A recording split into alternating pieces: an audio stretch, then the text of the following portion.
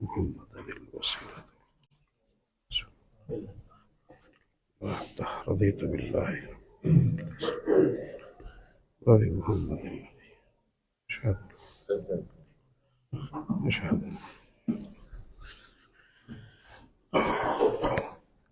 السلام علیکم ورحمۃ اللہ وبرکاتہ۔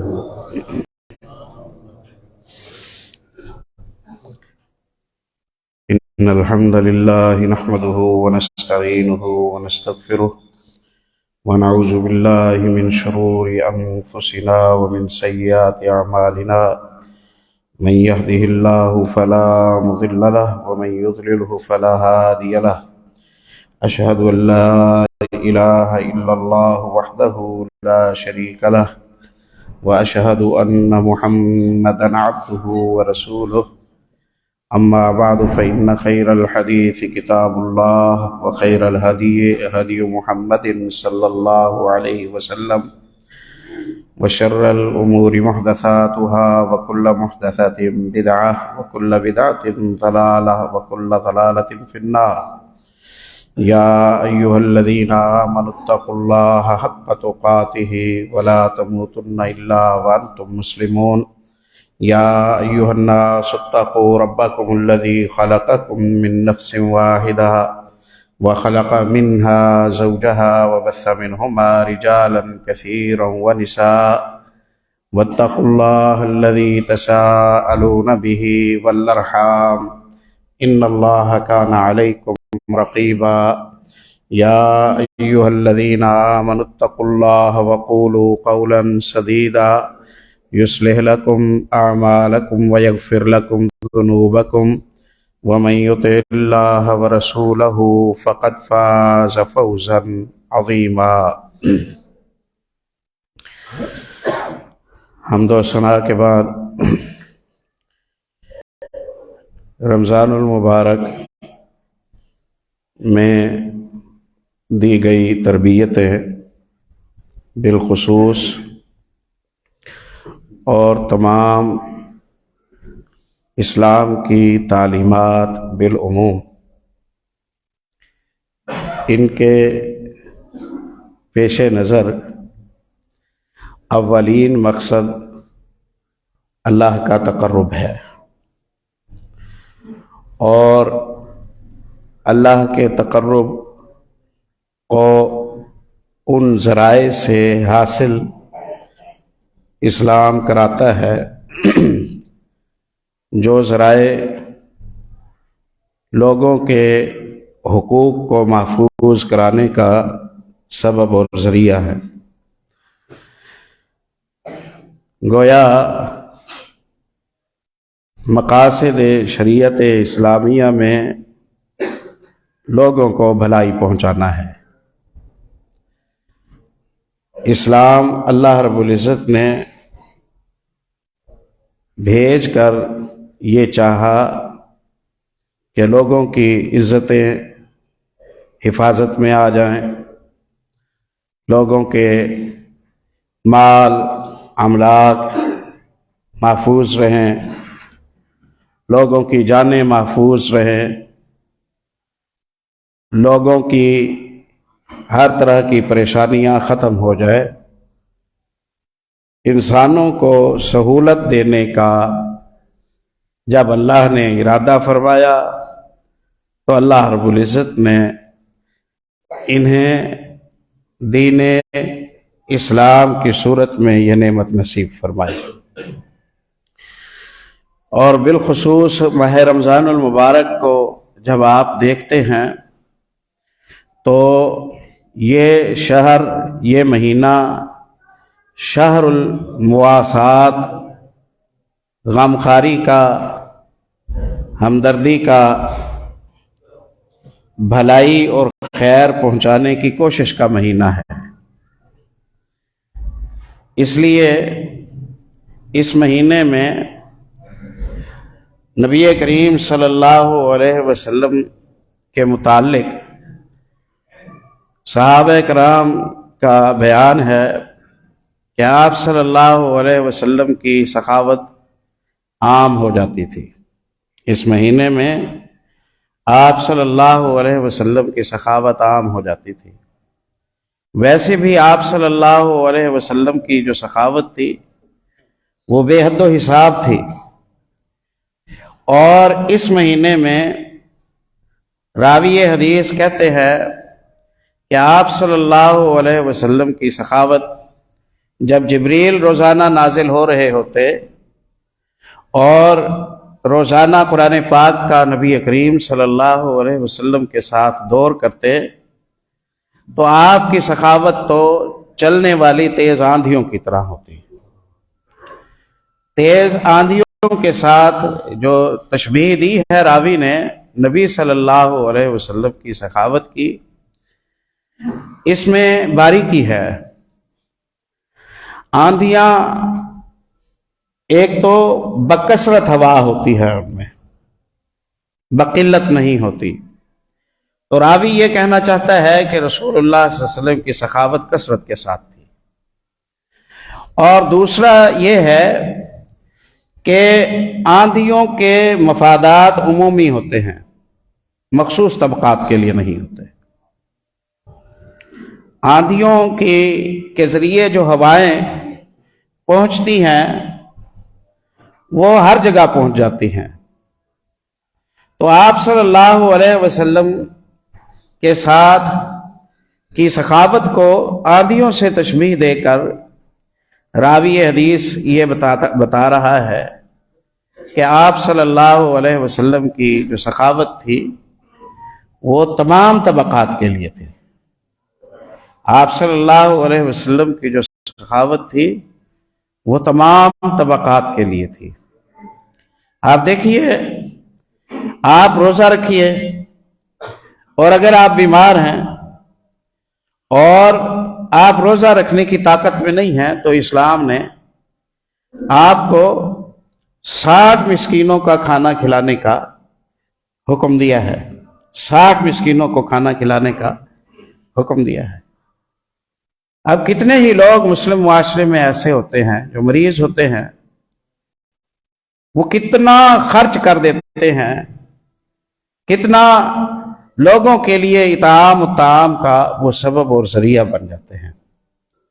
آپ نے روزہ رکھا ہوا تھا، آپ کا روزہ کسی وجہ سے ٹوٹ گیا، آپ 60 مسکینوں کو کھانا کھلا دیجئے۔ آپ نے قسم کھائی تھی، آپ توڑ بیٹھے، آپ نے قسم کھائی تھی، آپ توڑ بیٹھے، آپ ایک غلام کو آزاد کیجئے، آپ 3 روزے رکھیے، یا آپ 10 مسکینوں کے لیے لباس کا انتظام کیجئے، 10 مسکینوں کے لیے لباس کا انتظام کریں۔ گویا سخاوت کو اللہ رب العزت نے مسلمان کی زندگی کے ساتھ جوڑ دیا ہے، اور آپ پوری سال کی سرکل عبادات ہیں جو ان پر آپ غور کریں تو کوئی مسلمان بھی سخاوت سے محروم نہیں رہتا۔ کبھی عقیقوں میں خرچ کر رہا ہے، کبھی ولیموں میں خرچ کر رہا ہے، کبھی کفاروں میں خرچ کر رہا ہے، کبھی مصیبتوں کو ٹالنے کے لیے خرچ کر رہا ہے، کبھی آسانیوں کے لیے خرچ کر رہا ہے، کبھی شفا یابی کے لیے خرچ کر رہا ہے۔ گویا کبھی غلاموں کو آزاد کرتا ہے اور خرچ کرتا ہے، کبھی مقروضوں کا قرض اتارتا ہے اور خرچ کرتا ہے، اجر و ثواب کے لیے خرچ کرتا ہے۔ یہ اب صدقۃ الفطر دے رہا ہے، اب یہ زکوٰۃ کی ادائیگی کر رہا ہے، اب یہ قربانی کے لیے جانور دیکھ بھال رہا ہے۔ آپ نے معمولی رقم بھی خرچ کرنی ہو تو اس کے لیے آپ مشاورت کرتے ہیں، آپ سوچتے ہیں، آپ حقداروں کو دیکھتے ہیں، ان کی تلاش کرتے ہیں، آپ کی نظر میں ہمدردی اور خیر خواہی پیدا ہوتی ہے۔ آپ نے جو 10,000 خرچ کرنا ہے، 20,000 خرچ کرنا ہے، زیادہ خرچ کرنا ہے، کس پر خرچ کریں؟ اس کے لیے آپ الگ نظر سے اپنی فیملی کو، اپنے خاندان کو دیکھیں گے، ان کے حالات دیکھیں گے، ان کے انکم کا اندازہ لگائیں گے، ان کی بیماریاں، ان کے دکھ سکھ، اس کا اندازہ لگائیں گے۔ بچے کتنے ہیں، مکان اپنا ہے، کرائے کا ہے، کیسے گزر بسر ہو رہی ہے، کتنے کمانے والے ہیں۔ نہیں، تھوڑا خرچ بھی کرنا ہو، یہ دین اسلام کی پیارے بھائیوں نفاست ہے، یہ دین اسلام کی گہرائی ہے، یہ دین اسلام کی پاکیزگی ہے، یہ سراپا رحمت ہے ہمارا دین اللہ کی فضل و کرم سے، کہ امیر اور غریب ہر بندہ سوچ رہا ہوتا ہے کہ میں کس پر خرچ کروں۔ اب آخری اشرا آ رہا ہے، آپ لوگوں نے صدقات الفطر ادا کرنے ہیں۔ بیوہ، یتیم، آزاد، غلام، چھوٹا بڑا ہر بندہ خرچ کرے گا، ہر بندہ خرچ کرے گا۔ خرچ کرنے سے پہلے حقداروں کے تعارف کا مرحلہ ہوگا، حقداروں کی پہچان کا مرحلہ ہوگا۔ اس میں کتنے لوگ آپ کے سامنے ایسے آئیں گے جن سے آپ آگاہ نہیں تھے، جن سے آپ آگاہ نہیں تھے۔ آپ کو بتانے والا بتائے گا یا آپ خود پوچھ تاچھ کریں گے، تو کتنی ہی ایسی باتیں ہیں جو مخفی تھی وہ اب آپ پر کھل کر سامنے آ جائیں گی۔ یہاں سے آپ کا جو صدقے کا اور انفاق فی سبیل اللہ کا اور اللہ کے راستے میں رزق کو پھیلانے کا جو سلسلہ ہے وہ خوش اسلوبی کے ساتھ بڑھنے لگ جائے گا اللہ کے فضل و کرم سے۔ پھر آپ قربانی کے موقع پر اب آپ نے 10، 20، 100، 50 گھرانوں میں آپ نے گوشت بھیجنا ہے۔ یہ کتنا خوشنما منظر ہے اللہ کی زمین پر، صرف اہل اسلام کو یہ میسر ہے، صرف اہل اسلام کو یہ میسر ہے۔ وہ اپنے گھر میں سیٹھ ہے، وہ کارخانوں اور فیکٹریوں کا مالک ہے، وہ اس سے عام حالات میں پہنچ ملنا سلام کرنا بھی مشکل ہوتا ہے۔ آج وہ مسکین کا دروازہ کھٹکھٹاتا ہے، یہ گھر بیٹھا ہے اور وہ عید والے دن خون سے آلود کپڑوں کے ساتھ ایک ایک کے دروازے پر جا رہا ہے فقیروں کی طرح۔ دروازہ کھٹکھٹاتا ہے، اسے ماحضر دے آتا ہے، اسے ماحضر دے آتا ہے۔ ہمارا پیارا دین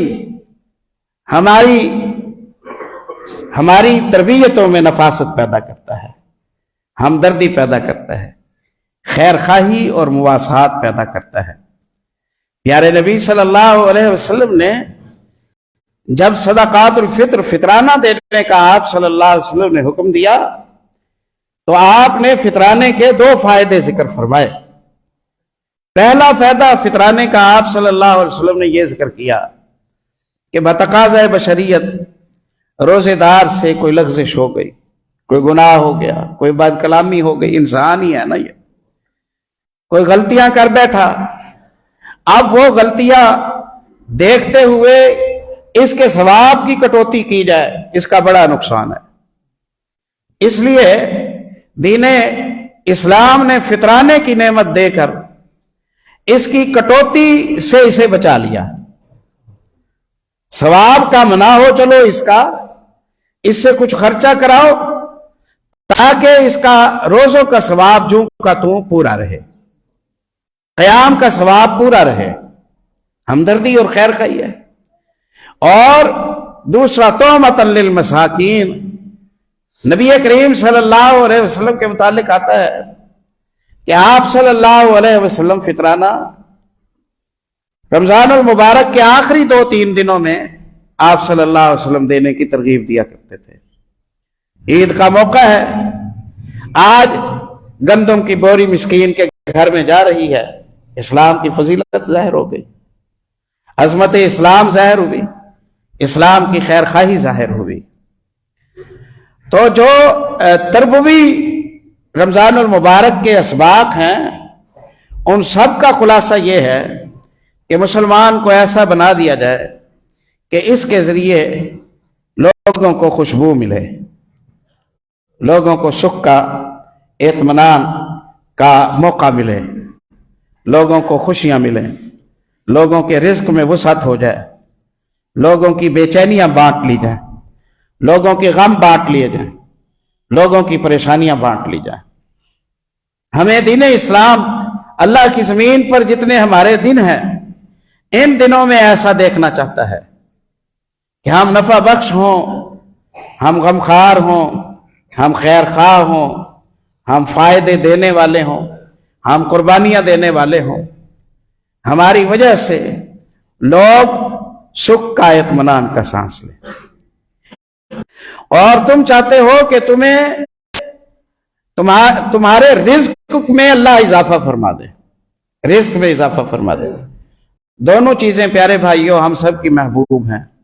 ہم دیر تک جینا چاہتے ہیں اللہ کی زمین پر، اور ہم خوشحالی کی زندگی جینا چاہتے ہیں اللہ کی زمین پر، محتاجی نہ ہو، رزق کثرت سے ہو۔ آپ صلی اللہ علیہ وسلم نے فرمایا فَلْيَصِلْ رَحِمَهُ، تم یہ چاہتے ہو تو تم رحم کے رشتوں کو جوڑے رکھو، رحم کے رشتے کو جوڑے رکھو، یعنی رشتہ داروں کے ساتھ تمہارا تعلق اچھا ہونا چاہیے، ہمدردی خیر خواہی ہونی چاہیے، تمہارے رزق میں، طعام میں، اناج میں، راشن پانی میں، کمائی میں ان کا حصہ ہونا چاہیے۔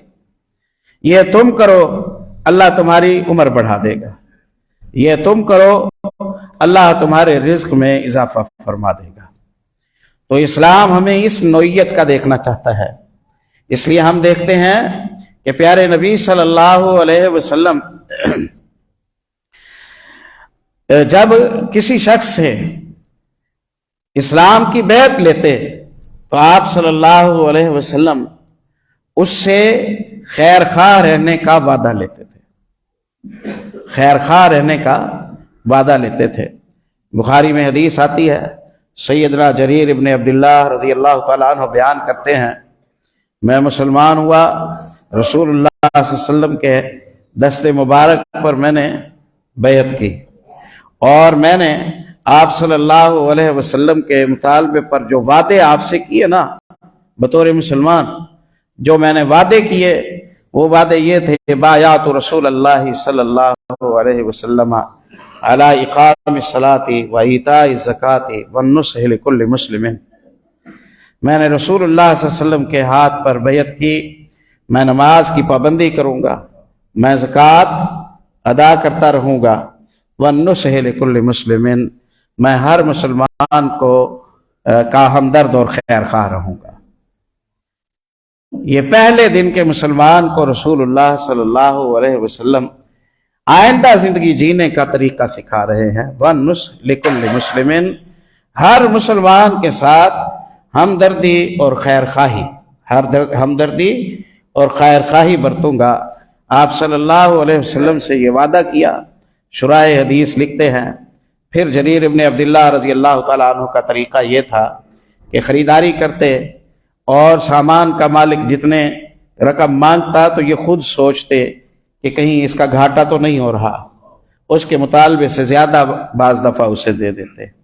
غلام کو بھیجا، گھوڑا خرید کے لاؤ، 300 درہم دیے، 300 درہم میں وہ خرید لایا، گھوڑا بڑا پسند آیا، کہا کہ گھوڑا قیمتی زیادہ ہے، تم سستے میں خرید آئے ہو، میں نے پیارے نبی سے وعدہ کیا تھا کہ میں ہمدرد رہوں گا۔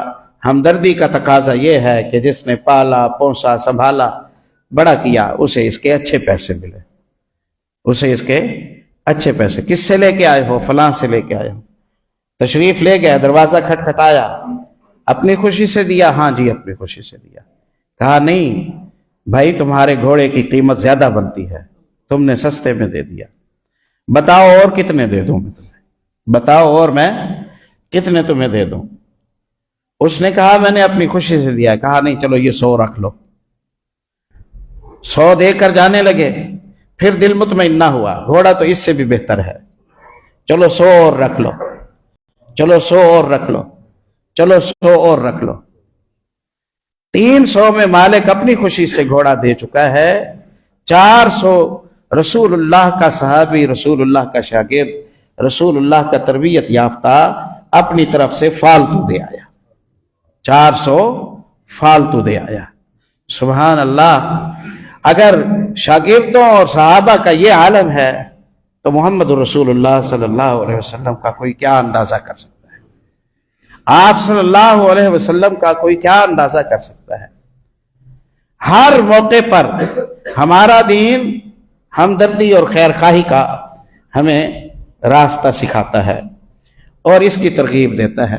اس جمعے کا میں یہ پیغام اپنے آپ کو بھی دینا چاہتا ہوں، اور ان کٹھن حالات میں، اس بے چینی کے عالم میں، اور قوم جب مختلف معاشی مسائل کا شکار ہے، میں اپنے بھائیوں کو بھی یہ پیغام دینا چاہتا ہوں کہ آپ ہمدرد ہو جائیں۔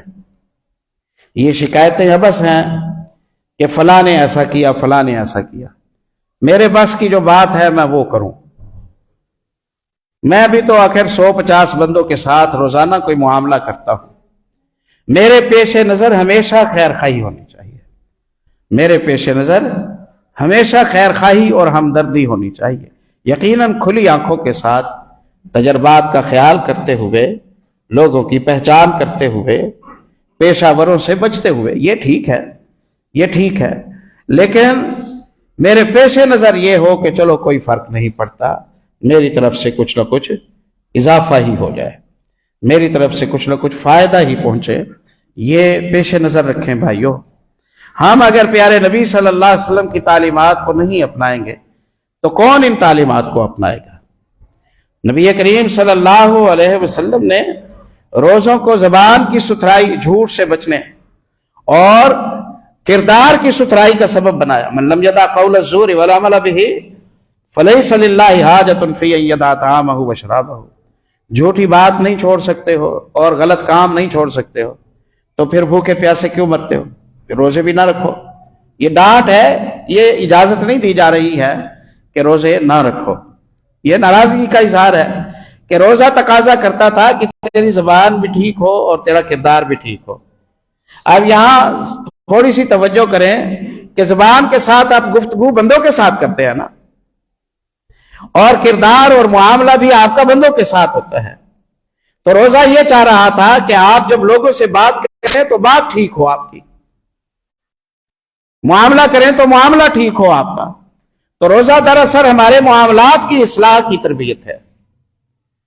آپ دیکھیے پیارے نبی صلی اللہ علیہ وسلم ہمدردی اور خیر خواہی کے راستے تلاش کر لیتے تھے، اور ان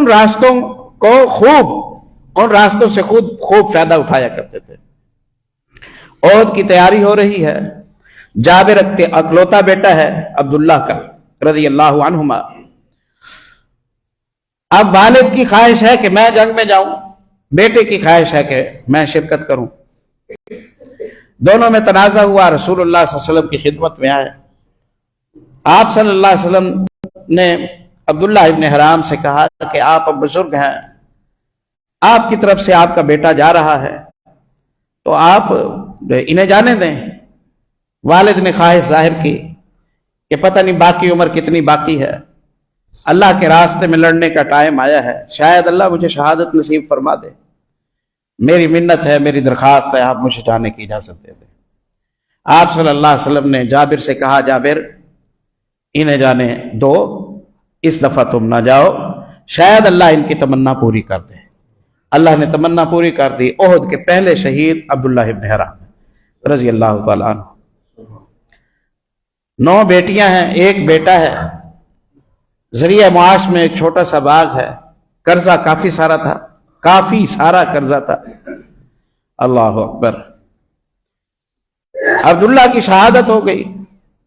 وعدہ یہ تھا کہ کھجوریں پکیں گی تو کھجوروں کا پھل بیچ کے یا کھجوروں کے پھل کے ذریعے قرضہ اتاریں گے، کھجوروں کی صورت میں ہی قرضہ تھا۔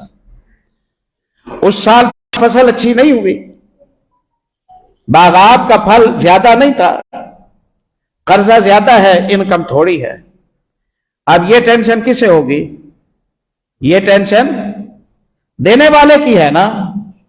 جابر ابن عبداللہ رضی اللہ تعالیٰ عنہ کہتے ہیں، میرا باغ پکتا گیا اور رسول اللہ صلی اللہ علیہ وسلم مجھ سے بکثرت پوچھتے، عبداللہ کے قرضے کا کیا بنے گا؟ عبداللہ کے قرضے کا کیا بنے گا؟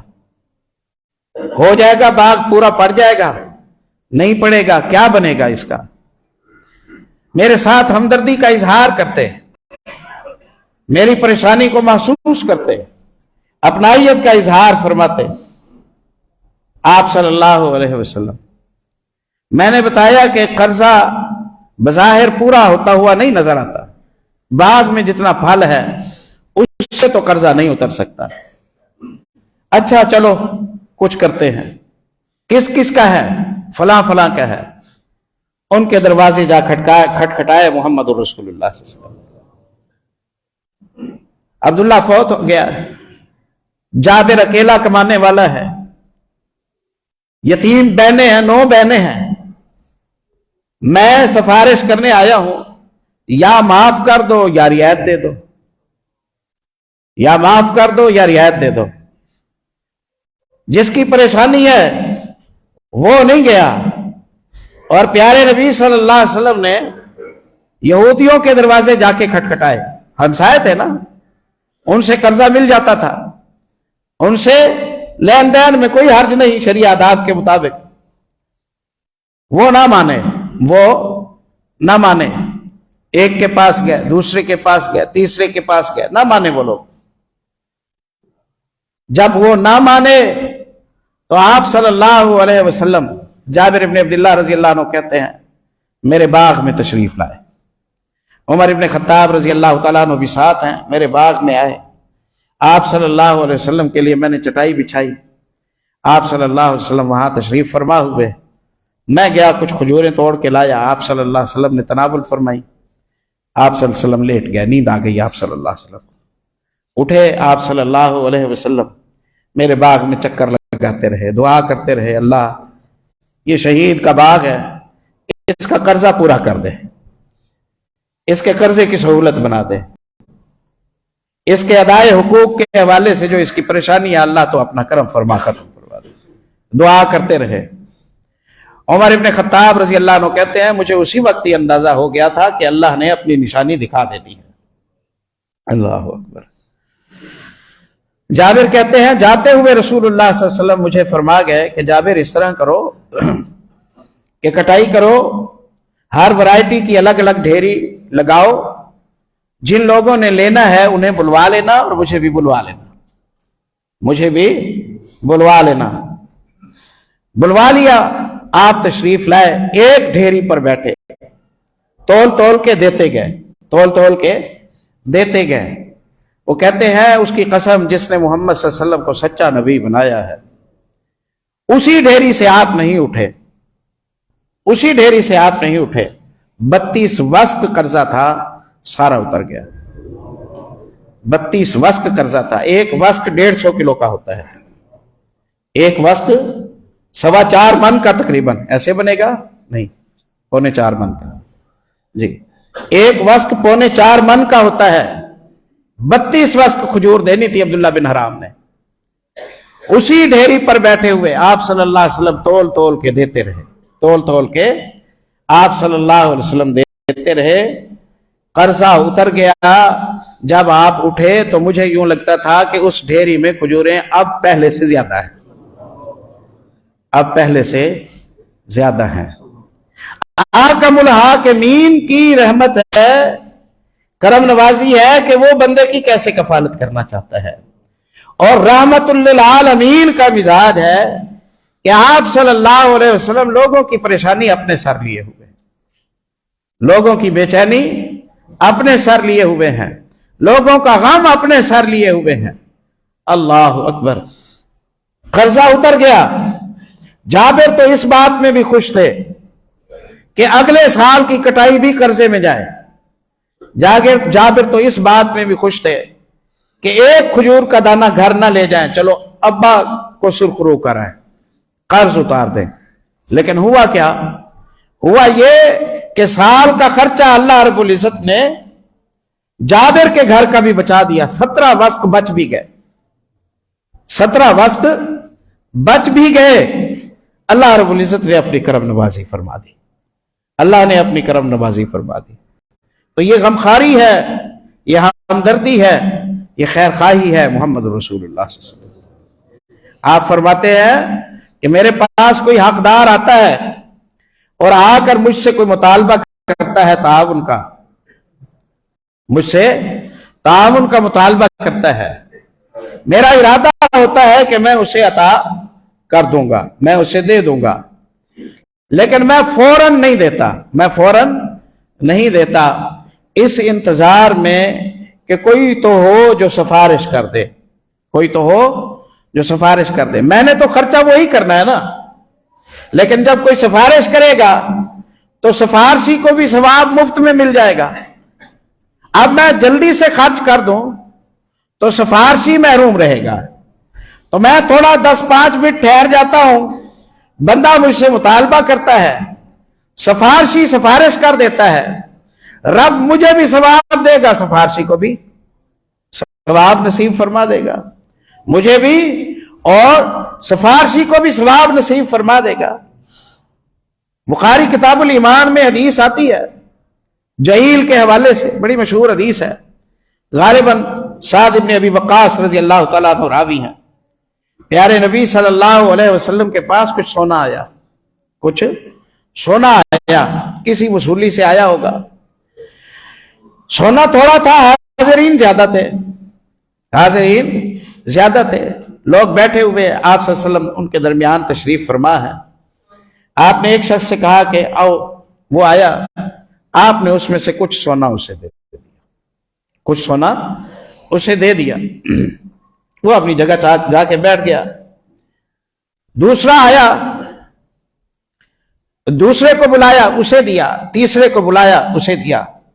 سعد کہتے ہیں، اللہ اکبر، سعد کہتے ہیں میرے دل میں تمنا تھی اللہ کرے جہیل کو بلا لے،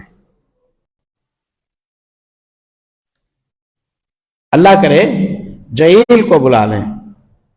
آپ اللہ کے کیسے بندے ہیں اے سعادت مند، آپ یوں دعا کیوں نہیں کرتے کہ اللہ کرے مجھے بلا لیں؟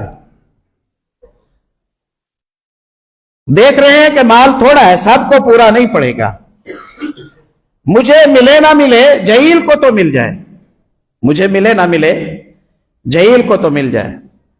میں انتظار میں تھا، جہیل اچھا آدمی ہے، غریب آدمی ہے، میں منتظر ہوں کہ جہیل کو بلائے اور اسے دے دیں، جہیل کو بلائے اور اسے دے دیں، لیکن میری امید پوری نہ ہوئی، میری امید پوری نہ ہوئی، آپ نے جہیل کو نہ بلایا۔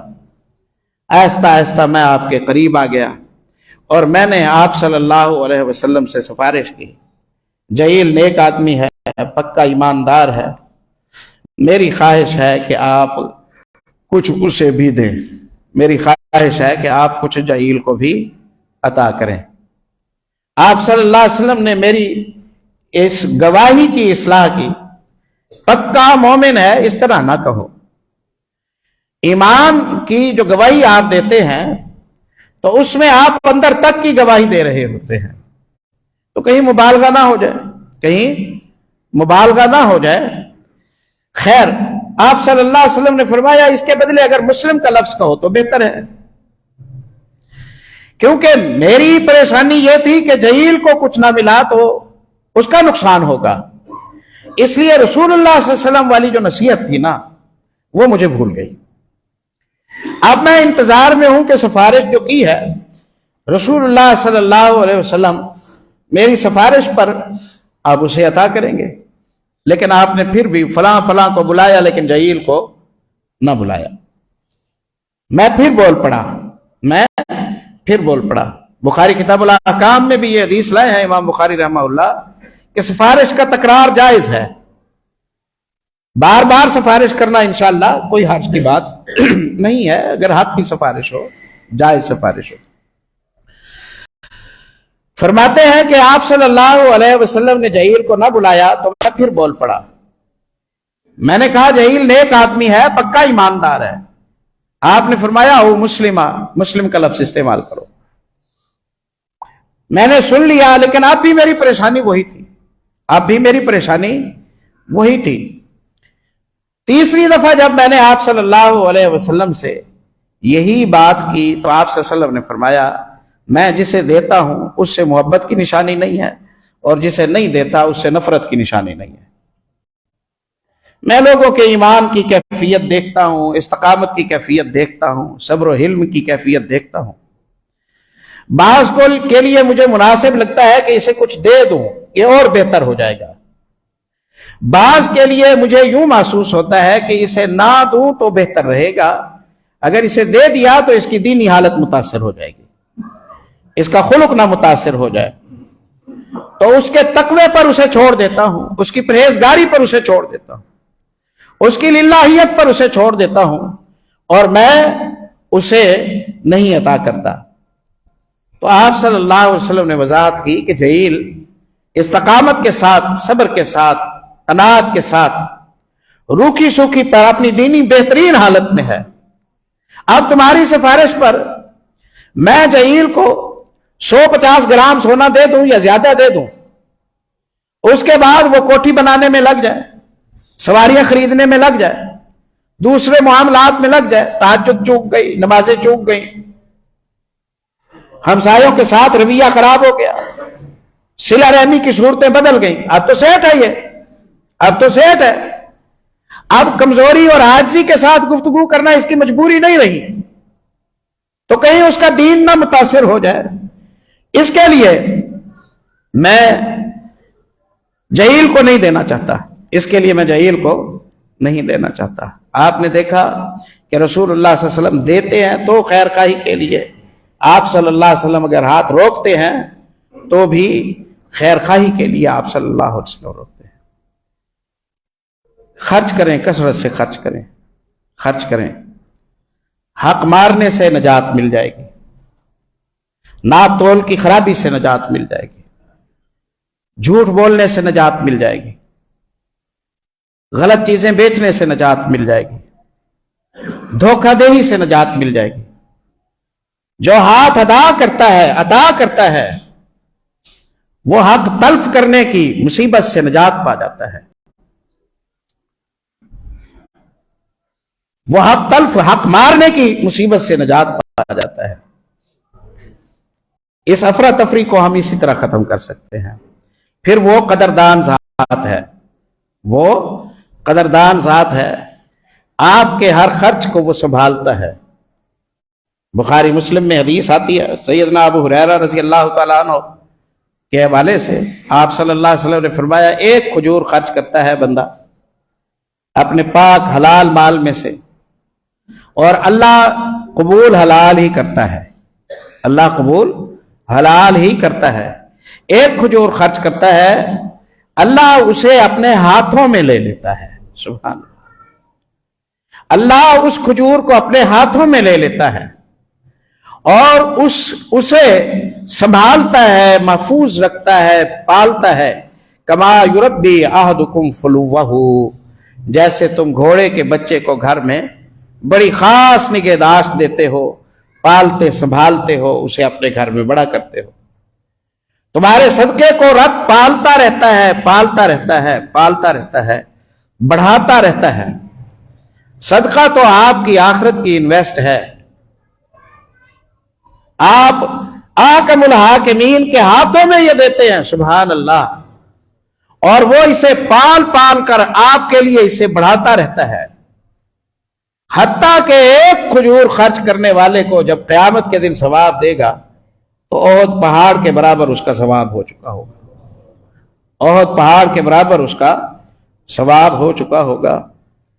اور پھر خرچ کرنا ہے نا، جو نبی کریم صلی اللہ علیہ وسلم نے قسم کھائی ہے کہ یہ آپ کی زندگی میں الجھن نہیں لائے گا، یہ آپ کو فقیر نہیں ہونے دے گا۔ آپ نے دیکھا ہوگا جو مانگنے کا راستہ اپناتا ہے وہ 30 سال پہلے بھی مانگتا تھا، آج بھی مانگتا ہے، اور جو عطا کرنے والا ہے وہ 30 سال پہلے بھی دیا کرتا تھا، اب بھی وہ دیا کرتا ہے۔ اگر خرچ کرنے سے مال کم ہوتا تو جو 20 سال پہلے کے سخی تھے آج وہ اپیلیں کر رہے ہوتے، اور جو 20 سال پہلے مانگنے والے تھے آج وہ سخاوتیں کر رہے ہوتے۔ آپ نے زکوٰۃ دینے والے کو ہمیشہ زیادہ دیتے ہوئے دیکھا ہے، صدقہ کرنے والے کو ہمیشہ زیادہ خرچ کرتے ہوئے آپ نے دیکھا ہے۔ یہی کرونا ان پر بھی ان پر بھی، یہی وبائیں ان پر بھی ان پر بھی، خرچ کرنے والا خرچ کرتا رہتا ہے، اس کا مال حفاظت میں ہے، اس لیے سال بسال اس کے مال میں اضافہ ہوتا ہے۔ اور خرچ نہ کرنے والا برکت کے سبب سے محروم ہو گیا ہے، اسے بد دعا لگی ہوئی ہے، اس لیے اس کے مال کی برکت ختم ہو جاتی ہے۔ ما من یوم، رسول اللہ صلی اللہ علیہ وسلم کی بخاری میں حدیث ہے، ہر دن یصبح العباد فیہ، جب صبح ہوتی ہے، الا وملکان ینزلان، ہر بندے کے لیے دو فرشتے اترتے ہیں، دو فرشتے اترتے ہیں اللہ کے حکم سے۔ ایک کو ایک دعا سکھائی گئی ہے، وہ دعا کرتا ہے، ایک کو بد دعا سکھائی گئی ہے، وہ بد دعا کرتا ہے۔ دعا کرنے والا کہتا ہے کہ اللہم آتی منفقا خلفا، اے اللہ جو خرچ کرنے والا ہے اس کے مال میں کمی نہ پڑنے دینا، اس کے مال میں کمی نہ پڑنے دینا، اللہ اس کے مال کو بڑھا، اے اللہ اس کو نعم البدل نصیب فرما، اس کو نعم البدل نصیب فرما۔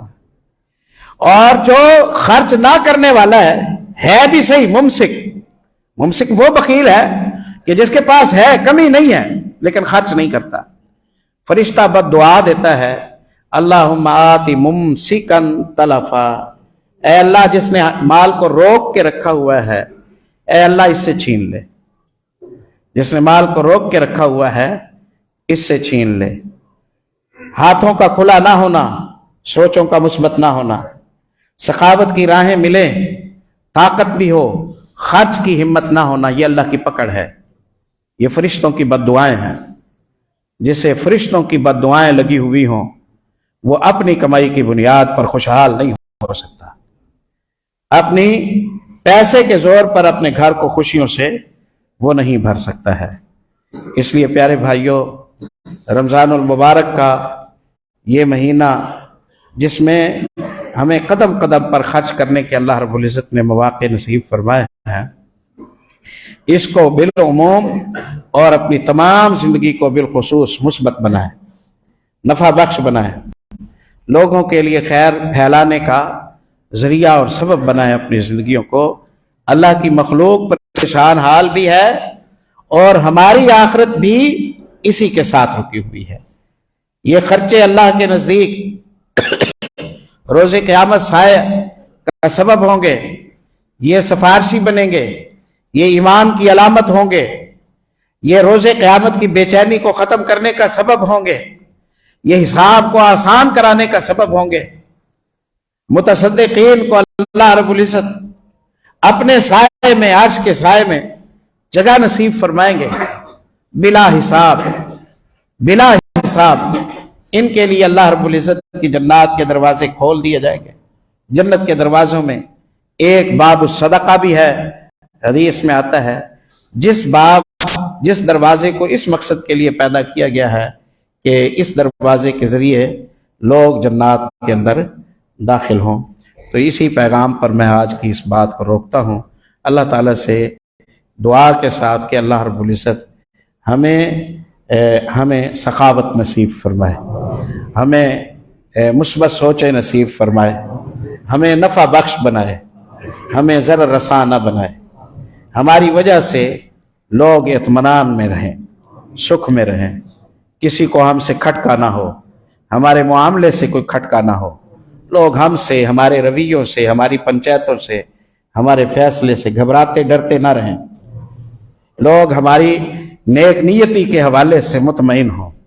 اللہ ایسی صورت پیدا فرما دے، ہم رمضان المبارک سے اگر یہ صفتیں لے لیتے ہیں تو ہم بہت کچھ حاصل کر لیں گے۔ اللہ عمل کی توفیق نصیب فرمائے۔